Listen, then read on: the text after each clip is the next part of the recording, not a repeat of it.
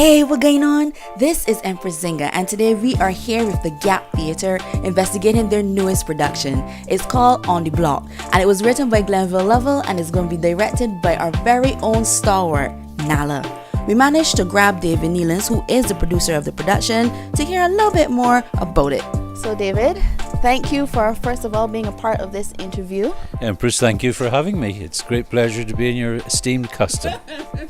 Tell me about the play now, what you're in as your capacity, because I know you're an actor and whatnot, but you're in a different Rosemary and I, husband and wife team, like your GineOn, are the producers of the Gap Theatre.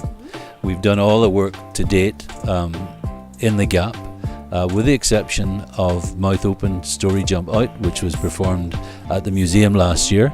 And of course we were fortunate enough to put on Alleluia Pork Chops again as the national production for Carrifesta at Combermere Hall. So that worked well there as well. So this is the first sojourn into the old guard of the traditional theatre. We've never been there, we didn't start there. We've started at the other end, and we may go back that way as well.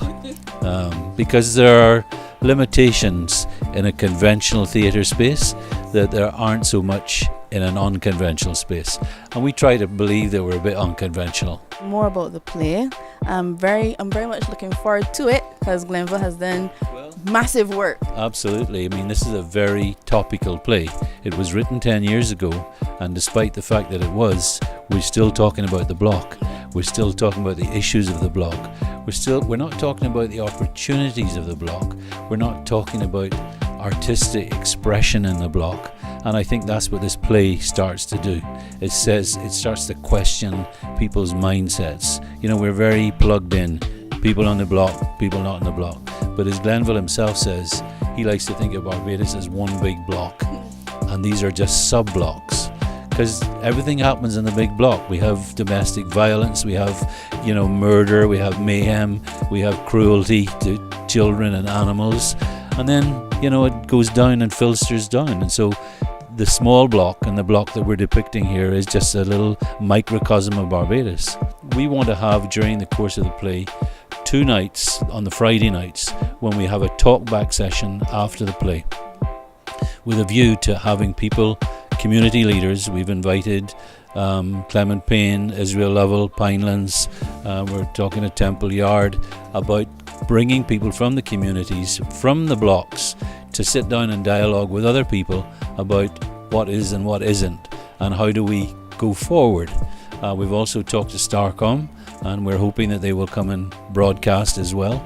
So it becomes, a artistic discussion around a social problem.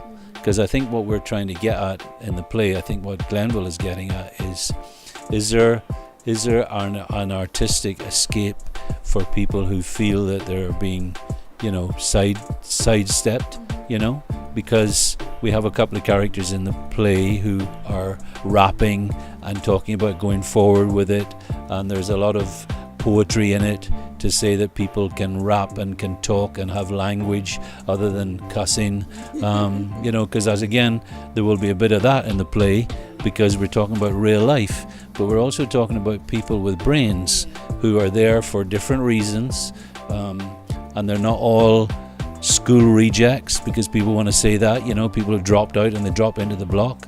There are people, and Nala is a person who is very familiar with the block, who are educated and have quite a good education and have found themselves on the block. So it's a real, just as in society, there's a microcosm of people there as well. So we want the public to engage in that discussion. So in terms now of Nala, you've made mention of him being a part of that culture, because I know he does do work with the prisoners at Dodds as well. So he gives back to the community. As somebody who is a producer looking on as him as a director, do you think he was the perfect fit for this particular type of play? Absolutely. He would have been anyway, because he's a good friend of ours and he's been very much involved in the Gap Theatre.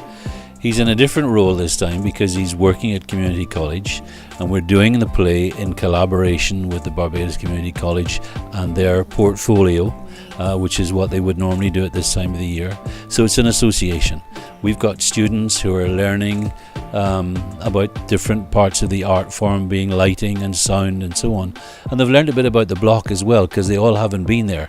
So Niall has actually taken them on the block in different areas and said, here's how people move, this is how things happen, these are the kind of spaces. So there's been a lot of technical expertise that has gone into the set, for example.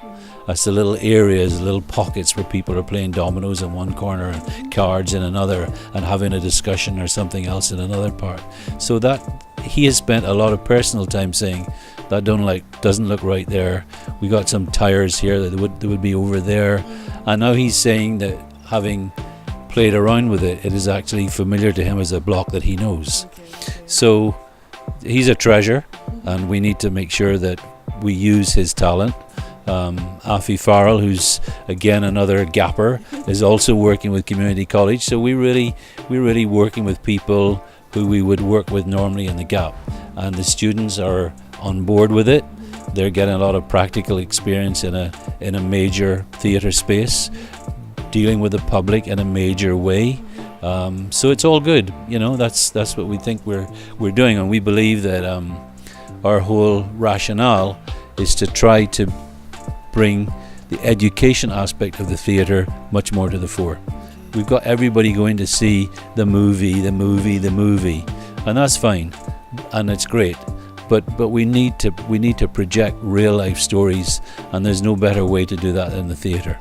Can we find stories that really bring people to the theatre who don't normally go? It's 7 o'clock on the gala night, which is Thursday coming, the 26th, and every other night after that it's at 7:30. The 7 o'clock time is to facilitate the presentation of the Earl Warner Trust Lifetime Achievement Award to the author, Glenville Lovell. So every other night is simply just the play. So that's why we start a little earlier on the gala night. So it's 7:30 on Friday and Saturday, the 27th and 28th of April, and on the 3rd, 4th and 5th of May, which is the following weekend, Thursday, Friday, Saturday. The talkback sessions, which will happen after the play, will be on the 2 Fridays, being the 27th of April and the 4th of May.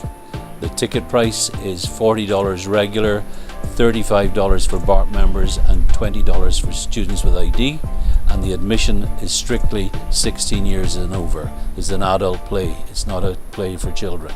Those are the times you get the tickets at TicketPal, all the various TicketPal locations across the island, which include places like CS Pharmacy in Bridgetown, Cave Shepherd, Rubis Wildy, Emerald City and Carlton supermarkets, Lucky Horseshoe, Worthing and Warren's, Ticket Centre, Warren's, Saul Redmond's, and again also online. So if anybody's in difficulty, they can just go to ticketpal.com, purchase the ticket online, or find the locations online as well.